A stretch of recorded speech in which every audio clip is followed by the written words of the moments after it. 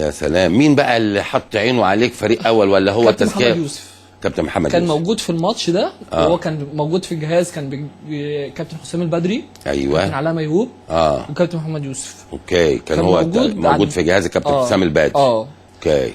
كلموني بالليل، وكان كابتن عبد الله العيد ده الاداري اقدم اداري في النادي الاهلي، كلمني وقال لي انت بكره مع الدرجه الاولى تمرين الساعه 9 تبقى من 7:30 هناك. قلت له ده من 7.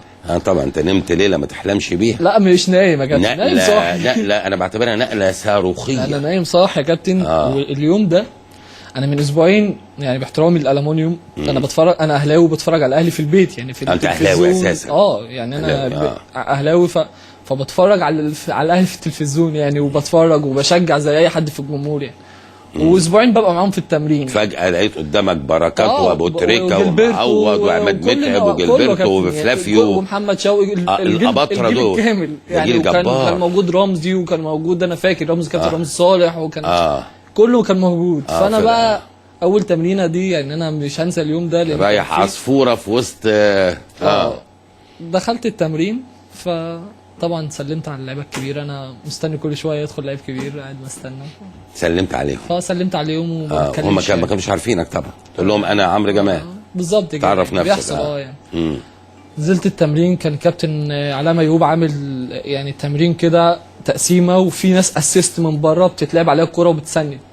فانا كنت من الناس اللي واقفه اسيست من بره سنين. فكل ما الكوره تجيلي بتعدي مني، انا مش باصص على الكوره اصلا، انا سرحان في اللعيبه يعني، انا باصص هنا.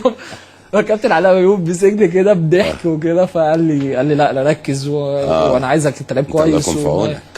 تاني يوم عملت تمرين كويس جدا، ومن ساعتها بقى يعني كنت ببقى موجود وبنزل العب ماتشات وديه، وطلعت مع الكابتن حسام بدري اكتر من مره، وطلعت مع الكابتن مستر مانويل، طلعت معاه 6 شهور كاملين. وقبل ما يمشي كان الراجل بيتكلم معايا كويس جدا، لغايه ما جت الفرصه مع الكابتن محمد يوسف، وكان ليه الفضل عليا، وكان ساعتها متابعني. طبعا كنت بلعب مع الفرقه اللي كان ماسكها الكابتن فتحي مبروك وكابتن مدحت طه اسماعيل. وكابتن مدحت كان بيتكلموا عليا يعني اكتر من مره، ابن طبعا الكابتن طه اسماعيل ابن الشيخ طه. فبصراحه لعبت يعني ودخلت معاهم ماتشات، لكن اول ماتش لعبت رسمي اللي هو كان ماتش المحله. نزلت اخر